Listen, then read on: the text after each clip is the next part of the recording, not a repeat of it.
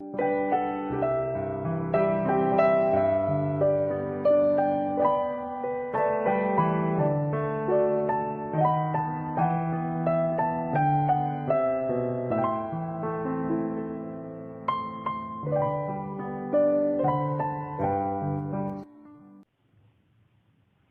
amados irmãos em Cristo Jesus, a paz do Senhor. Que Deus abençoe abundantemente o seu dia.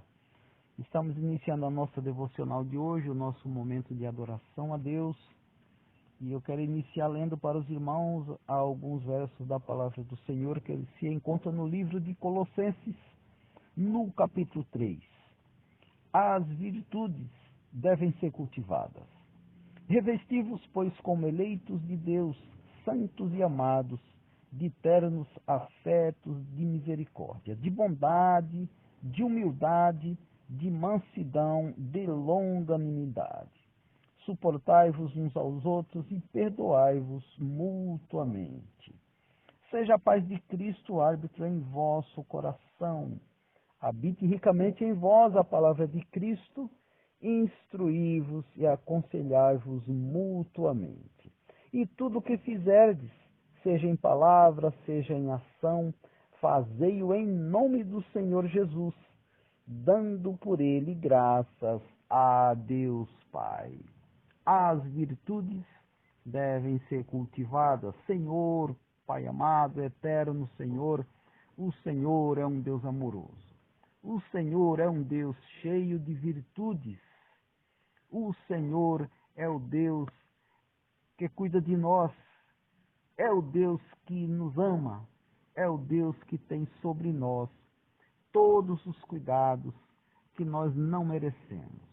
O Senhor é o Deus das nossas vidas, é o Deus da nossa salvação. Por isso te buscamos nesta manhã, suplicando, meu Pai, que o Senhor derrame sobre todos nós a tua misericórdia, a tua graça e o teu perdão. E ajuda-nos, meu Deus, a caminhar junto contigo, que nós possamos estar cada vez mais nos achegando a Ti, entregando as nossas vidas a Ti, Senhor, entregando o nosso coração nas Tuas mãos.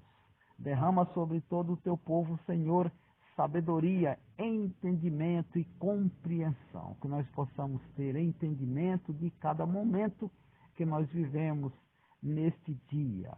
Derrama sobre nós, meu Pai, sabedoria para que possamos trilhar o Teu caminho, sabendo escolher, fazendo as melhores escolhas.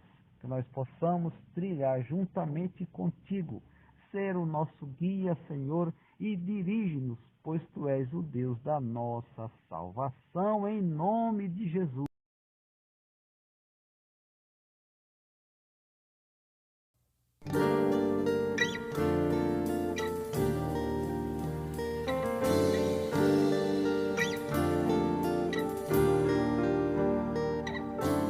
Ouve, Senhor, a minha prece, eu quero aqui te pedir. O teu favor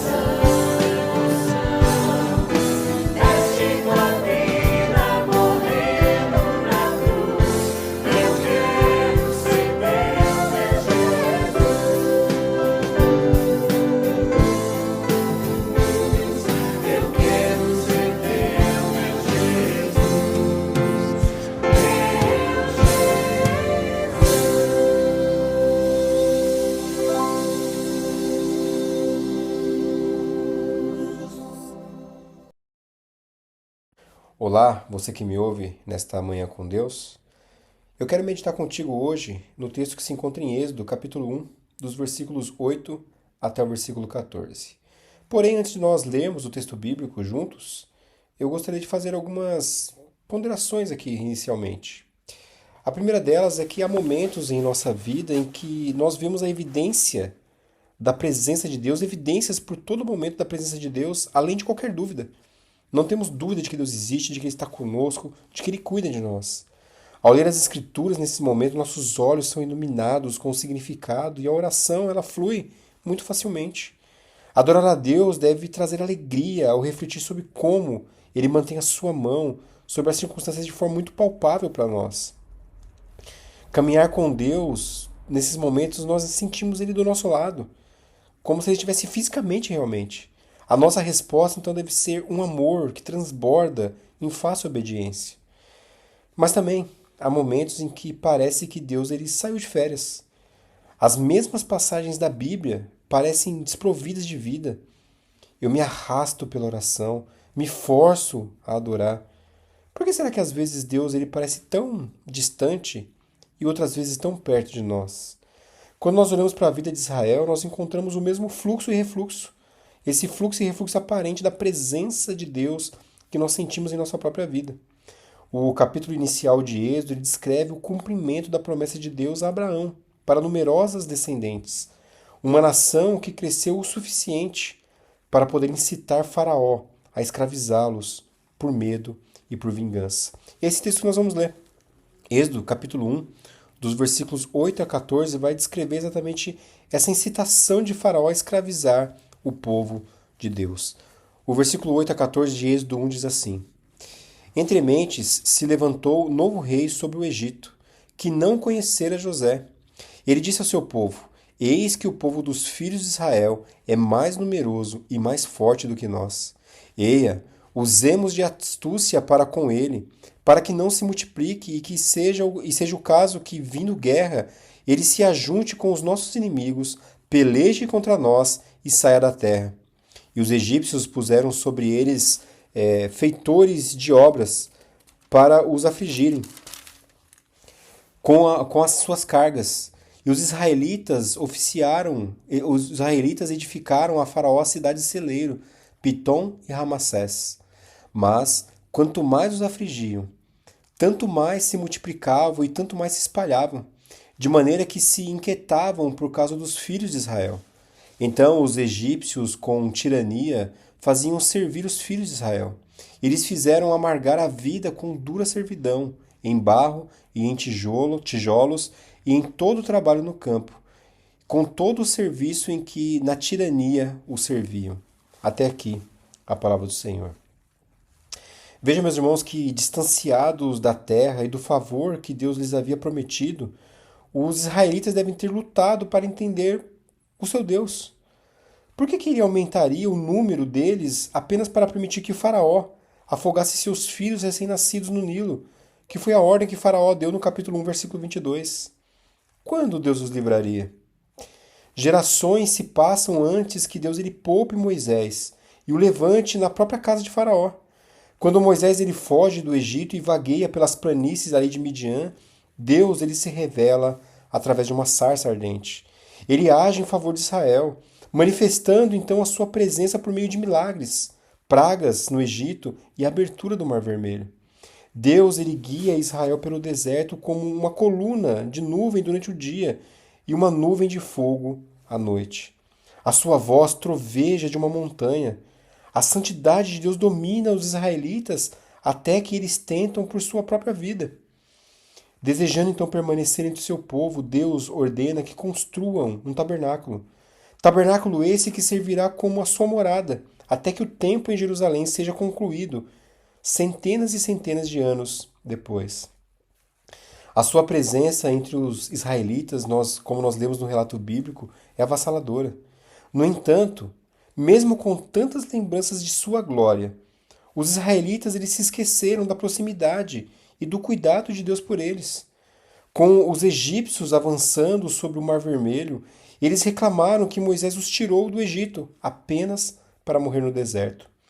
Êxodo capítulo 14, versículos 11 e 12, o relato bíblico nos diz: disseram a Moisés: será por não haver sepulcros no Egito que nos tiraste de lá para que morramos no deserto? Por que nos tratastes assim, fazendo-nos sair do Egito? Não é isso que te dissemos no Egito? Deixa-nos para que sirvamos os egípcios? Pois melhor nos fora servir aos egípcios do que morrermos no deserto. Veja, o povo começou a reclamar.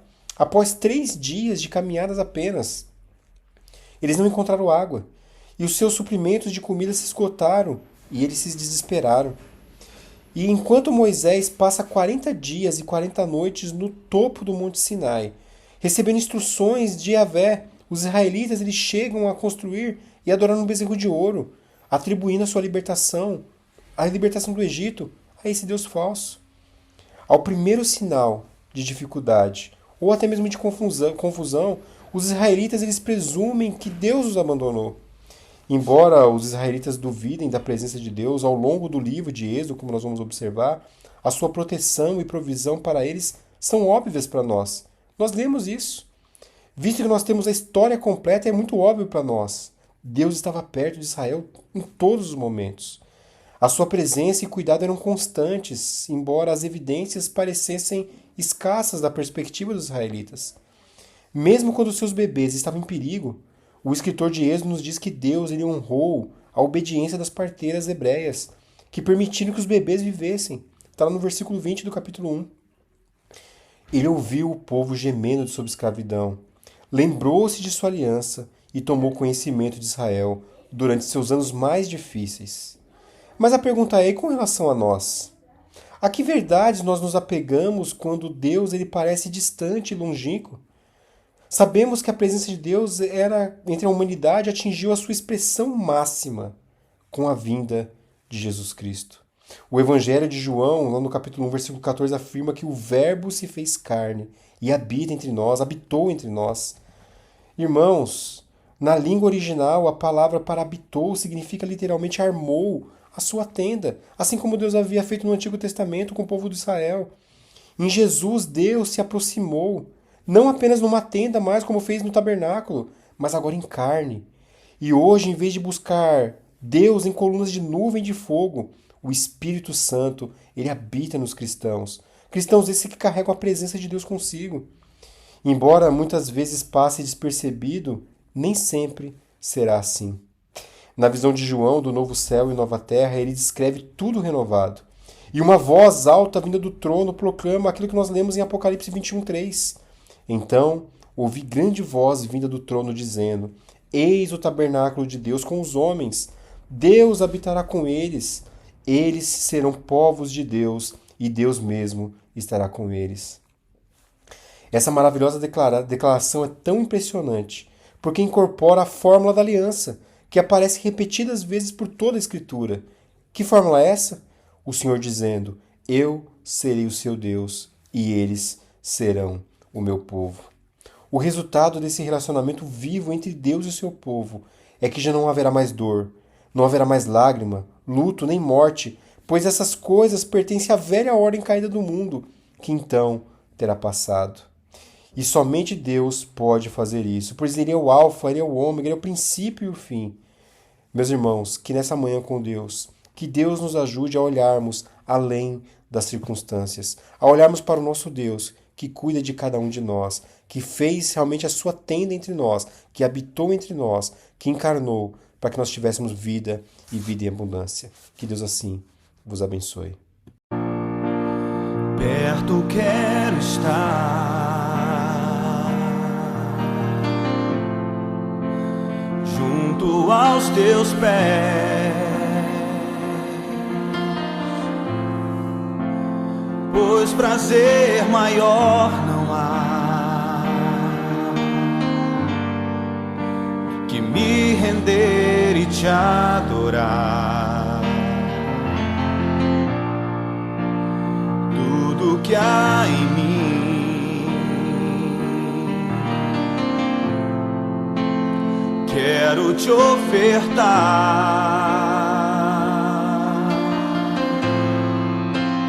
mas ainda é pouco, eu sei. se comparado ao que ganhei. Não sou apenas servo, teu amigo me tornei.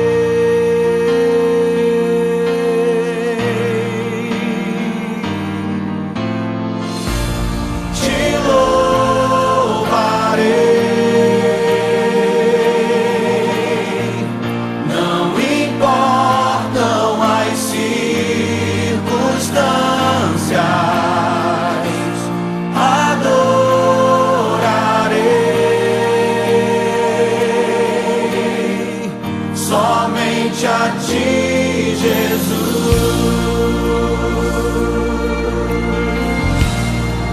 As mulheres declaram: perto quero estar, junto aos teus pés, pois prazer maior não há que me render e te adorar. os homens, Tudo que há em mim,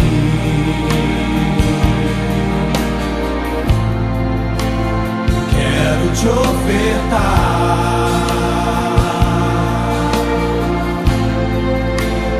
Mas ainda é pouco, eu sei, se comparado ao que ganhei. tua noiva, Senhor, declara: Não sou apenas servo, teu amigo me tornei.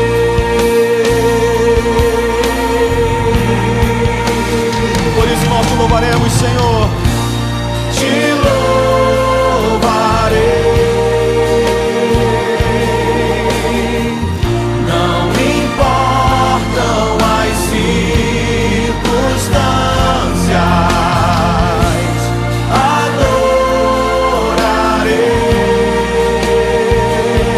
adorarei somente a ti, Jesus. Te louvarei, te louvarei. Não importam as circunstâncias, adorarei somente a ti, Jesus. Eu te louvarei, te louvarei. Não importam as circunstâncias, adorarei somente a ti, Jesus. Somente a ti, Senhor. Somente a ti, Jesus. Oh, somente a ti, Jesus. Somente a ti, Jesus. Somente a ti, tu és o meu amado. Somente a ti, Jesus.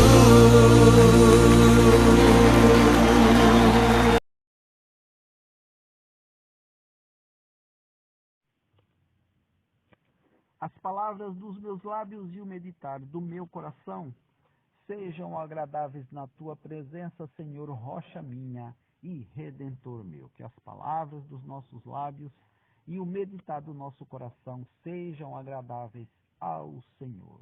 Que nós possamos saber fazer as nossas escolhas orientadas por Deus.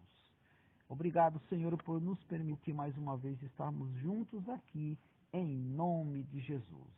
E queremos desejar a todos um dia abençoado, Senhor, te abençoe e te guarde.